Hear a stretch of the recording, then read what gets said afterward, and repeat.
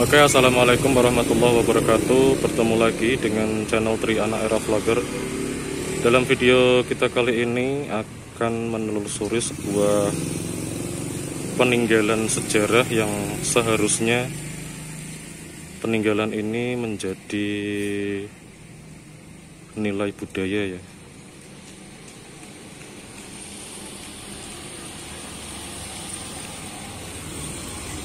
Tapi di sini peninggalan ini cuma teranggap sebagai barang yang mungkin tidak terlalu berharga. Padahal dulunya pembuatannya sangatlah memakan biaya banyak. Sebelumnya saya berada di Jalan Saputan Barat di daerah Tandang, Jomblang. Saya akan menelusuri sebuah bongpai Cina yang sekarang kondisinya menjadi penutup jalan. Sekarang kondisinya menjadi penutup selokan, yang padahal dulunya memakan biaya banyak untuk membuatnya. Oke sobat sejarah, jangan di skip, tonton terus video saya, mudah-mudahan berguna bagi kalian. Share ke teman-teman kalian dan jangan lupa subscribe dan like. Mari ikuti video saya.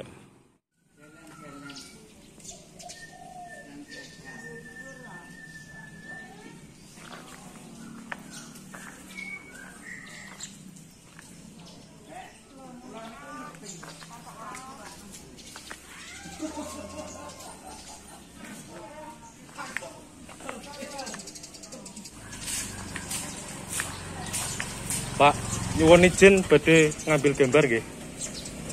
Niki penutup kalen. Nggih, penggiat sejarah, Pak.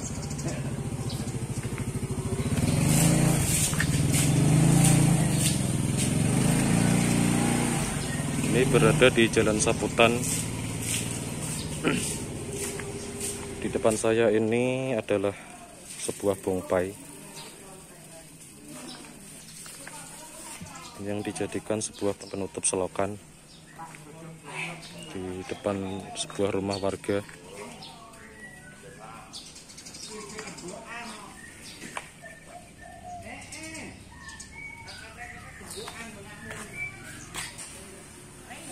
Ini tepatnya di depan sebuah masjid ya, atau musola.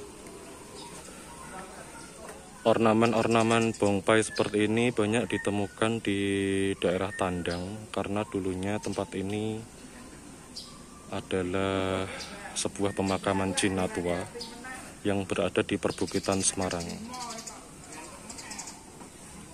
Oke, ikuti penelusuran saya, nanti akan bercerita tentang kenapa banyak pemakaman Cina di daerah Bukit Semarang ini.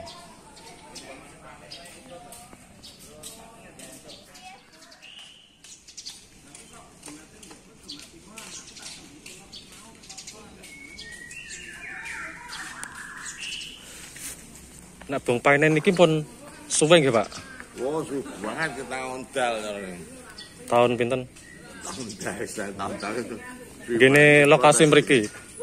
Oh, ya mana juga bongkong kene iki. Oh, bongkari ngoten nggih. Wah, iki tuku. Oh, tumbas.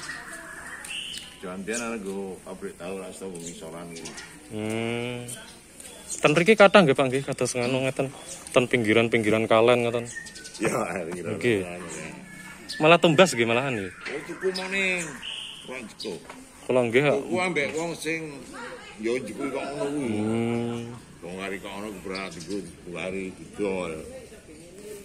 Lagi kan acara orang buat-buat ngene iki. Nggih.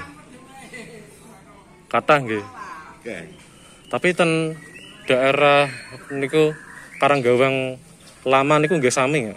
Oh iya kuwi Karanggawang sing mlebu Daguang kuwi akeh kuwi kono. Nggih kathah.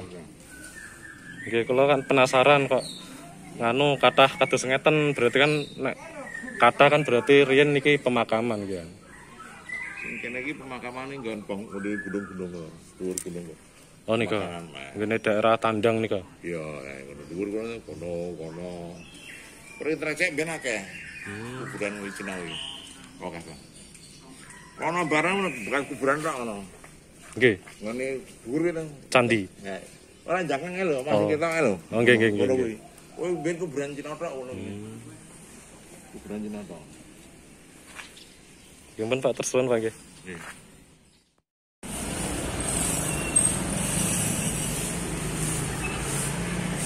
Oke, saat ini saya tepat berada di sebelah terowongan ya. Terowongan jalan tol di daerah Tandang. Di sini juga terlihat sebuah ornamen Cina yang terangguk di pinggir jalan.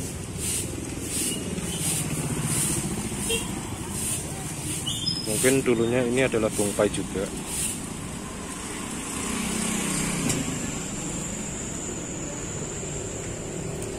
Menyatu dengan sebuah ini balai desa ya, pos kampling RT 1 RW 1 Kelurahan Tandang.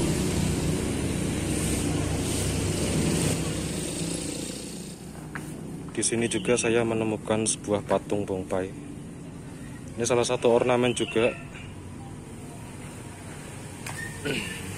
Tepatnya berada di pinggir jalan. Ya.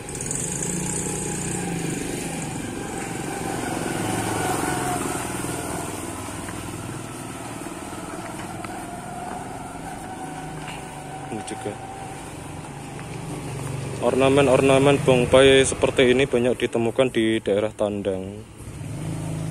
Jadi bisa dipastikan dulunya tempat ini adalah pemakaman umum Agnes Tionghoa pada masanya.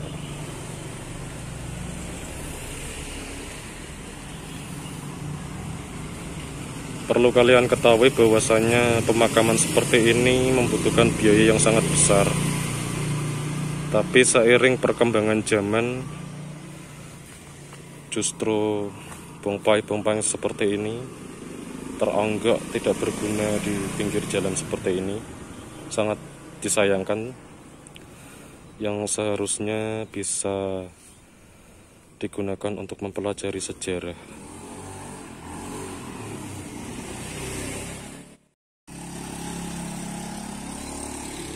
Oke, lokasi terakhir kita berada di SD Negeri Tandang 4 ya.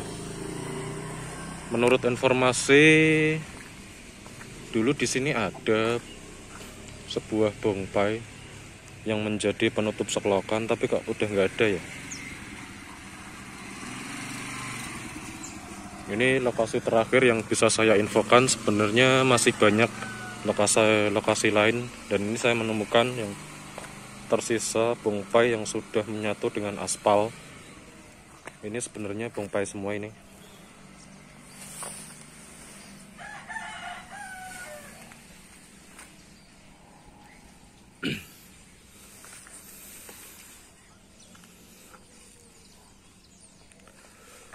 Sebenarnya masih banyak lokasi-lokasi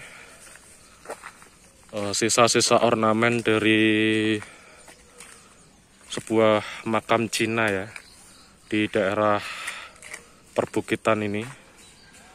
Mulai dulunya makam Cina itu mulai dari Simongan sampai dengan daerah Kedung Mundu Sambiroto, itu sepanjang perbukitan itu dulu banyak makam Cina. Tapi makam-makam tersebut sudah bergeser ke arah timur, tepatnya di daerah Kedung Mundu. Jadi yang tersisa dari makam-makam Cina tersebut berada di pemakaman Kedung Mundu. Ini di depan saya ini adalah bukit yang dulunya banyak terdapat pemakaman Cina, yang kemudian banyak orang membongkarnya, dan tadi ornamen-ornamennya dijadikan sebuah penutup selokan. Sangat disayangkan sekali. Oke, sobat sejarah, saat ini saya sedang berada di pemakaman Tionghoa di daerah Kedung Mundu yang masih digunakan sampai saat ini. Bisa dilihat di sebelah saya, dan ini di belakang saya. Pemakaman yang dulunya dari Simongan membentang sampai dengan daerah Kedungmundu Sambiroto ini konon digadang-gadang sebagai pemakaman terbesar di Asia Tenggara. Tapi sangat disayangkan kalau banyak daerah-daerah tertentu yang dibongkar dan entah kemana jasad-jasadnya dari pemakaman tersebut dibuang. Dan ada satu yang unik di sini. Saya menemukan sebuah peti. Ini di depan saya sebuah bekas peti ya, mungkin pembaruan dari salah satu makam di sini. Ini peti orang mati. Bisa kalian bayangkan. Ini bekas peti orang mati nih.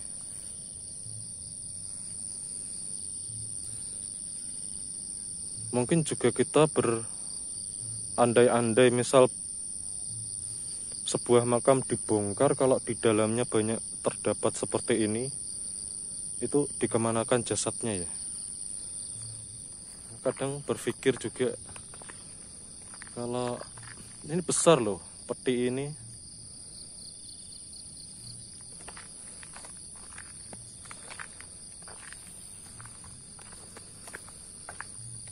Tapi di sini juga banyak makam-makam yang rusak. Itu bongpainya sudah tidak ada.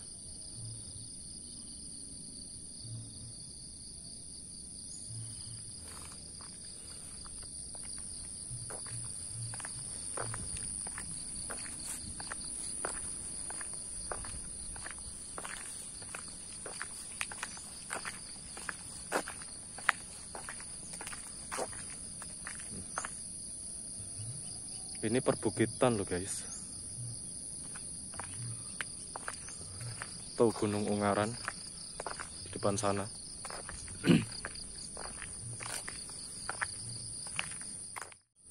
Oke sahabat sejarah, saya ingin sedikit bercerita kenapa di daerah perbukitan Semarang banyak terdapat makam-makam Cina dahulu.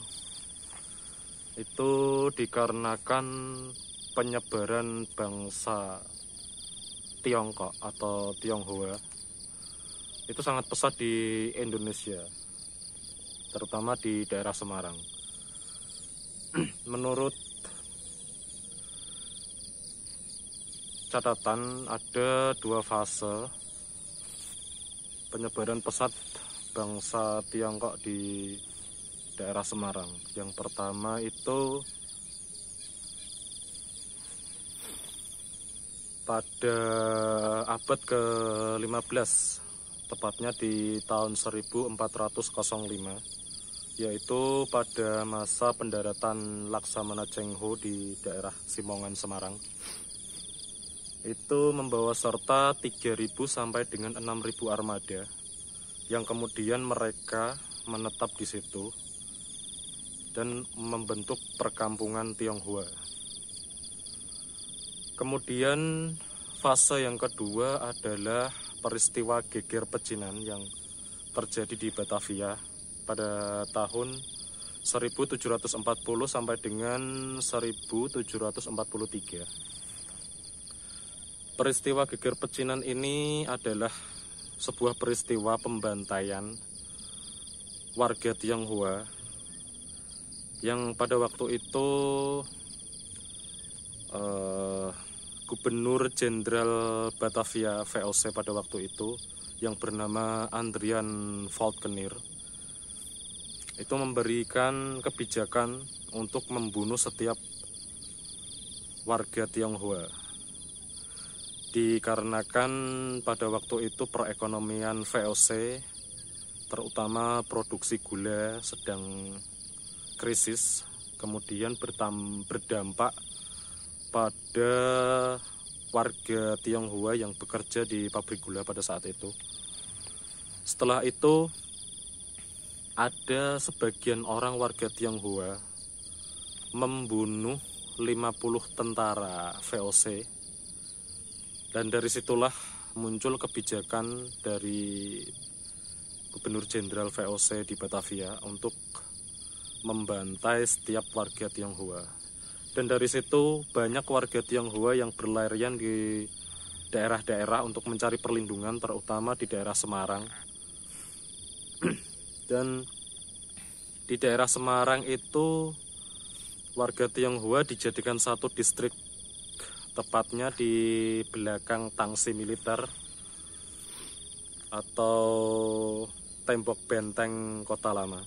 Di situ kemudian membentuk sebuah perkampungan Cina yang sampai saat ini disebut Pecinan. Dari situlah warga Tionghoa berkembang pesat. Kemudian setiap warganya yang meninggal itu mereka pasti akan memilih sebuah bukit untuk dimakamkan. Jadi di Bukit Semarang inilah banyak terdapat pemakaman-pemakaman Cina. Kemudian kenapa banyak pemakaman Cina yang dibongkar? Itu pada tahun 1797 berawal. Itu Gubernur Jenderal VOC di Semarang ya, membangun jalan pos dari Semarang menuju Forstedt-Landen atau daerah Surakarta dan Yogyakarta. Nah, dengan melewati daerah Candi Lama di Tanah Putih. Dari situlah banyak makam dibongkar. Kemudian dari bekas makam itu banyak terdapat pemukiman-pemukiman Belanda. Mulai dari situ berkembang ke arah timur dan barat. Perkembangan pesat itu pembongkaran berada di arah barat sampai dengan Simongan itu lebih cepat.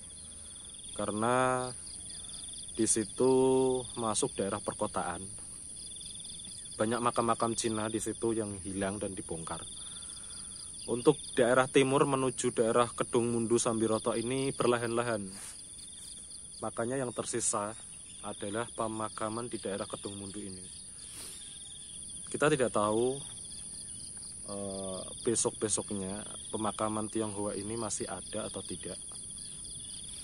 Karena lambat laun pemakaman ini terancam punah, diganti oleh pemukiman warga.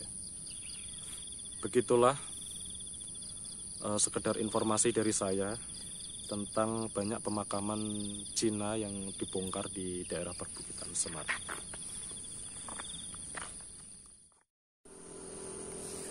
Oke sobat sejarah, sekian dulu video dari saya, kurang lebihnya mohon maaf. Jangan lupa like dan subscribe.